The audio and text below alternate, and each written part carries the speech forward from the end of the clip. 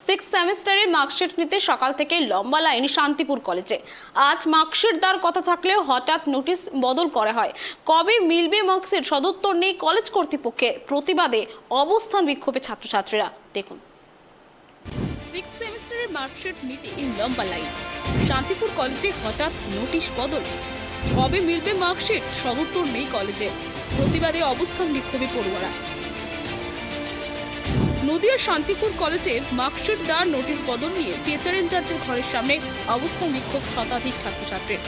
তাদের কাজ না হওয়ার কারণে আন্দোলনের জেরে বন্ধ হয়ে যায় অন্যান্য সমস্ত ধরনের কাজ।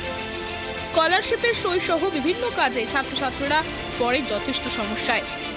টিআইসির দায়িত্বে থাকা অধ্যাপিকা সুচিত্রিতা সান্যাল উপস্থিত না থাকার ফলে আজকের দায়িত্বে থাকা অধ্যাপিকা অনিতা গাঙ্গুলি দিতে পারলেন না সদুত্তর।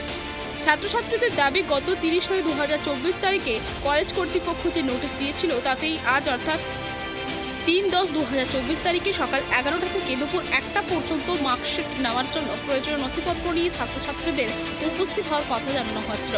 কিন্তু আজ মার্কশিট নেওয়ার কাউন্টারে লাইনে দাঁড়ানোর পর হঠাৎই একটি নোটিশ মারা হয়, যাতে লেখা রয়েছে অনিবার্য কারণবশত আজকে মার্কশিট দেওয়া হবে না, তার বদলে কবে দেওয়া হবে সেটা আগামীকাল নোটিশ করে জানিয়ে দেওয়া হবে। 3 দিন আগে নোটিশ করেছিল টিআইসি কলেজ থেকে নোটিশ করেছিল, তো সেই নোটিশে লেখা ছিল আজকে রেজাল্ট দেবে, ঠিক আছে, 11টা থেকে 1টা পর্যন্ত রেজাল্ট দেওয়া হবে। তো 1 ঘন্টা বললো দাঁড়াতে, আমরা কলেজে সবাই দাঁড়ালাম, দাঁড়ানোর পরে 1 ঘন্টা বাদে বলছে রেজাল্ট দেওয়া হবে না। তাহলে এই যে রেজাল্ট দেওয়া হবে না 1 ঘন্টা বাদে বলছে যে 6 মিনিটের মাথায় নোটিশ করছে, 6 মিনিটের মাথায় নোটিশের কোনো ভ্যালিডিটি থাকে? 24 ঘন্টা আগে 72 ঘন্টা আগে নোটিশ করে রেখেছে, সেই নোটিশে ভ্যালিডিটি দিতে পারছে না। 6 মিনিট আগে নোটিশ করে কিসের ভ্যালিডিটি দেবে? সেই নোটিশটা কোথায় গেল? নোটিশটা ছিঁড়ে ফেলেছে, যে আবার নতুন করে নোটিশ লাগিয়েছে ওখানে। তোমাদের কাছে ভিডিও হয়তো করেছো নাকি জানি না, ওখানে আছে, পড়ে নিও। না, আমরা এসে কিন্তু নোটিশটা দেখতে পাইনি, তখন তার আগে কি ছেড়ে দেয়? আমাদের কাছে নোটিশ আছে ফোনে, তোমাদের দেখানো হবে, ঠিক আছে। আর তাছাড়াও প্রিন্সিপাল এখন ঘর বন্ধ করে, টিআইসি ম্যাডাম ঘর বন্ধ করে চলে গেছে। তাহলে এই যে এত দূর দূরান্ত থেকে আমরা এসছি, সকল ছাত্ররা এসছি, বন্ধুরা এসছে, তাহলে এই যে এখন দূর থেকে এসছি, আবার কবে আসবো?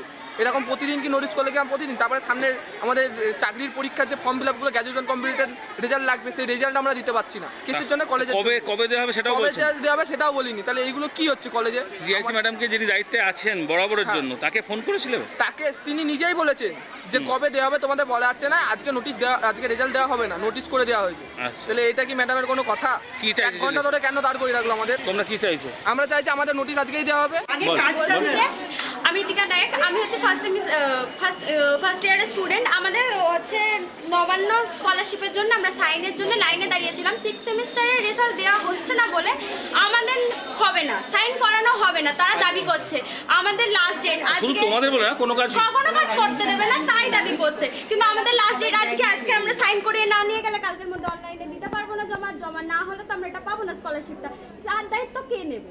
সেটা কলেজ কর্তৃপক্ষের আজকে যে দায়িত্বে আছে তাকে জানিয়েছো ব্যাপারটা? তাকে তো জানানো হয়েছে, আমরা এসেছি তাদেরকে জানাতে, ভালোভাবে শান্তভাবে আমরা তাদেরকে জানিয়েছি যে আমাদের যে সাইনটা সেটা তো জরুরি। কতজনের সমস্যা এরকম? তোমরা আমাদের এরকম প্রত্যেক ফার্স্ট ইয়ারে সবার সমস্যা, অন্যান্য কাজের জন্য তো সবাই সবার সমস্যা, প্রচুর ছেলে মেয়েরা সবাই তার শান্তিপূর্ণ।